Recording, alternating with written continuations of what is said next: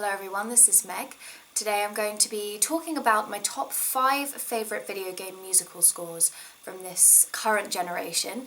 If any of you are familiar at all with me or my channel, this should really come as no surprise. You'll know right away that video game scores really are some of my favourite aspects of video games that I like to review. So I've compiled a list. I obviously haven't mentioned the video game scores I haven't heard, and these really do just reflect my personal taste. Disclaimer, these aren't in any particular order.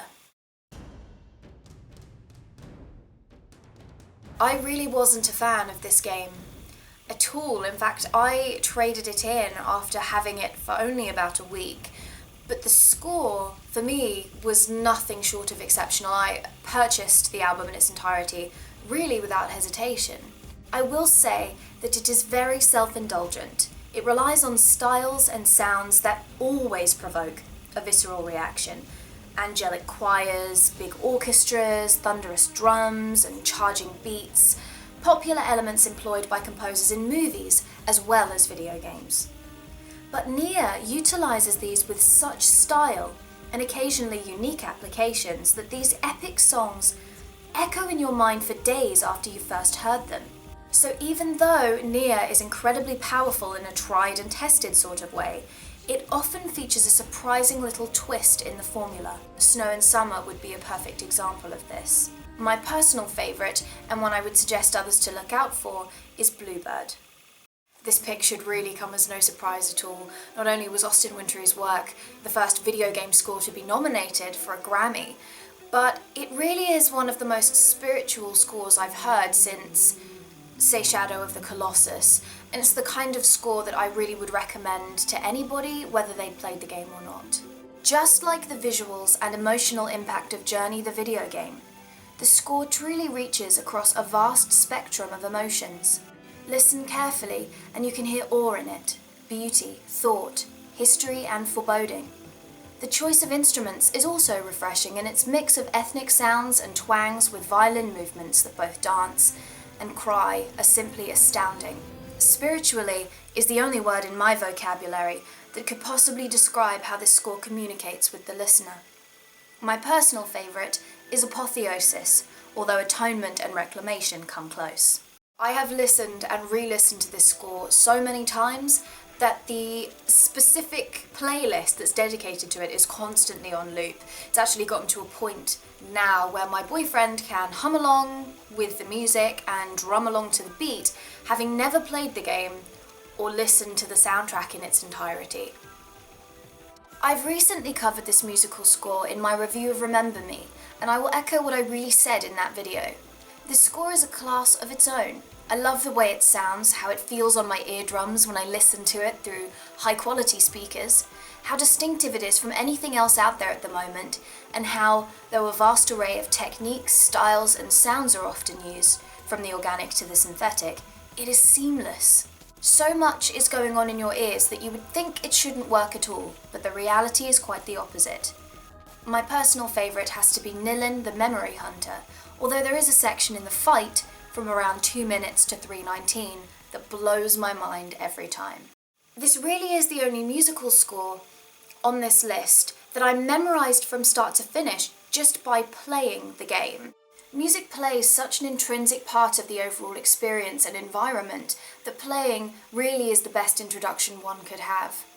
And this is the kind of score I would likely see at proms in the park, or at least it feels that way to me. It really is your typical compressed orchestral score, but it truly is beautiful in a classic sense.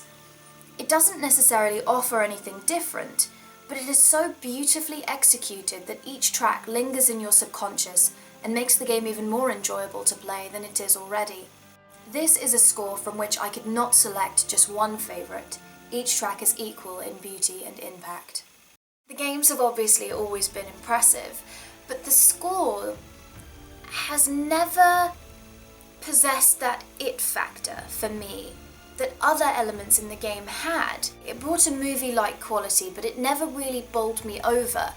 It was only Nate's theme that consistently stood out to me, but every track in Drake's Deception seems to encompass everything we love about Nate's theme. It's memorable, it has punch, and it makes you feel as if you're flying full throttle into an unforgettable adventure.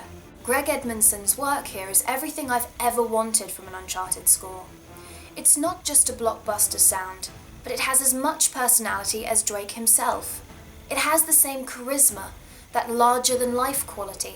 It brings the it factor to each scenario. Whereas the score before felt as though it was solely simulating a movie, the score here is like an extension of the cast. It's a character in of itself, whilst maintaining that action-adventure feeling. My personal favourite is Maritime Malfaisance, and I have no idea if I'm saying that right. Here are some honourable mentions that didn't quite make the cut. This score really stands out as one of the most distinctive from this generation, and Michael McCann really helped to form and mould one of the most distinctive video game verses of this generation through his work here. What I find most interesting is that most tracks have a sort of guttural quality to them, a sound that you can feel in your throat and teeth when listening, whilst lighter synth notes bounce and gleam on top as if to cover up the dark lurking beneath. When he injects fading choirs and other vocal accompaniments, he really adds an eerie, human element to this heavily synthesized and mechanized sound. The musical score honestly says a lot about the themes of the game. It also makes for a rather hypnotizing listen that gives you a very clear vision of the world within Deus Ex Human Revolution. The only reason this did not appear on my list of top favourites is because you can't seem to purchase or download the full score, a problem I'm hoping will be rectified at some stage, because this work truly is a triumph, and Michael McCann's incredible contribution needs to be shared and shown off, to put it plainly. I adored Siren 1 and 2's sound. I found it very unique in a cloying, kind of muggy, heavy way. It did really weigh down on you as the player. Then adding these off-kilter Japanese vocals morphed the atmosphere into this alien thing. What Team Siren achieved in Blood Curse was something a little more musical. I'm sure this sounds like a cheapening of the original work, but it really isn't. The atmosphere and strange ambience of the first game was given a ritual-esque purpose. A new beat acts as the basis for all the strangeness. It added a fresh kind of order to the sound of Siren and transformed the score into something much more listenable, shall we say. And even though they changed the final heavy metal song at the end of Siren to an American band in Blood Curse, it worked just as well, even if the character transformation didn't quite make it.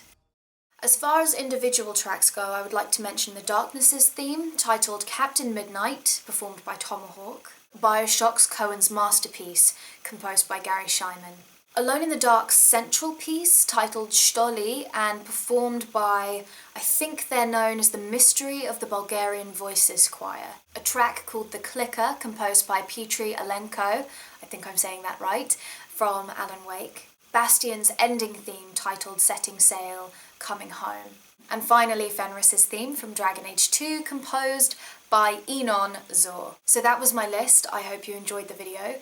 Please feel free to contribute and leave your own top 5 or more favourite video game scores in the comment section below. Or you can contact me on Facebook, Twitter, Google+, the links to which you'll find in the description, on screen, somewhere around here. Thanks again, and I'll see you all in my next video. Bye!